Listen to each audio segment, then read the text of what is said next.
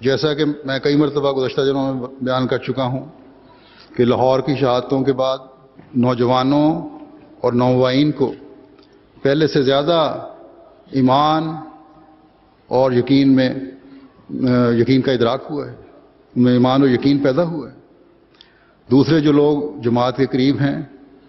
ان کی یہ کوشش ہے مخالفین کی کہ وہ لوگ جو جماعت کے قریب ہیں، جماعت سے ہمدردی رکھتے ہیں، انہوں نے حضرت مسیح موعود علیہ السلام کے کتب کے غلط حوالے دے کر ان کا میں تنفر پیدا کیا جائے۔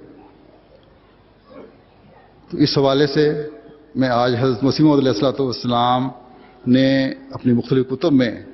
اپنی صداقت کے جو ثبوت دیے ہیں وہ چند ایک حوالے آپ کے سامنے رکھوں گا، جس سے ہر صاحب عقل اور صاحب فراست جو صاف دل ہو کر ان کو دیکھے گا، سنے گا، پڑھے گا، اسے پتہ چل جائے گا کہ کس طرح آپ نے اپنی صداقت کے ثبوت مہیا فرمائے اور قرآن، حدیث، زمینی اور آسمانی نشانات اور ائمہ سلف نے آپ کے دعوے کی تصدیق کی ہے، اور تائیدات کا یہ سلسلہ آج تک جاری ہے اور سعید روحوں کی اللہ تعالیٰ رہنمائی کرتا چلا جا رہا ہے۔ بس ایک حقیقی مسلمان کا فرض ہے کہ اللہ تعالیٰ کے فرستادے کی باتوں کو غور سے سنیں، سمجھیں اور پرکھیں، نام نہاد علماء کے پیچھے چل کر اپنے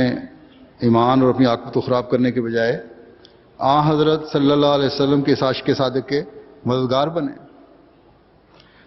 آپ نے اپنی صداقت کی بے شمار ثبوت مہیا فرمائے، اور آپ کی کتب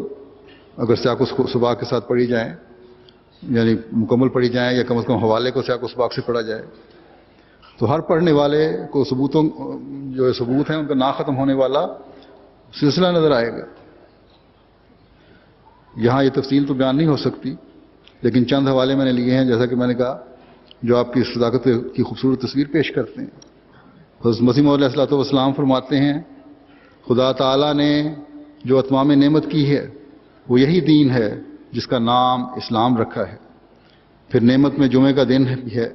جس روز اتمام نعمت ہوا۔ یہ اس کی طرف اشارہ تھا کہ پھر اتمام نعمت جو لیظہرہ علی الدین کلہ کی صورت میں ہوگا وہ بھی ایک عظیم الشان جمعہ ہوگا۔ وہ جمعہ اب آ گیا ہے کیونکہ خدا تعالیٰ نے وہ جمعہ مسیح موعود کے ساتھ مخصوص رکھا ہے، اس لیے کہ اتمام نعمت کی صورتیں دراصل دو ہیں، اول تکمیل ہدایت، دوم تکمیل اشاعت ہدایت۔ اب تم غور کر کے دیکھو، تکمیل ہدایت تو حضرت صلی اللہ علیہ وسلم کے زمانے میں کامل طور پر ہو چکی، لیکن اللہ تعالیٰ نے مقدر کیا تھا کہ تکمیل اشاعت ہدایت کا زمانہ دوسرا زمانہ ہو، جبکہ حضرت صلی اللہ علیہ وسلم بروزی رنگ میں ظہور فرماویں، اور وہ زمانہ مسیح موعود اور مہدی موعود کا زمانہ ہے۔ یہی وجہ ہے کہ لیظہرہ علی الدین کلہ اس شان میں فرمایا گیا ہے۔ تمام مفسرین نے بالاتفاق اس امر کو تسلیم کر لیا ہے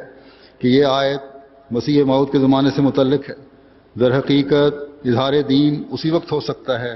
جبکہ کل مذاہب میدان میں نکل آئیں اور اشاعت مذہب کے ہر قسم کے مفید ذریعے پیدا ہو جائیں، اور وہ زمانہ خدا کے فضل سے آ گیا ہے۔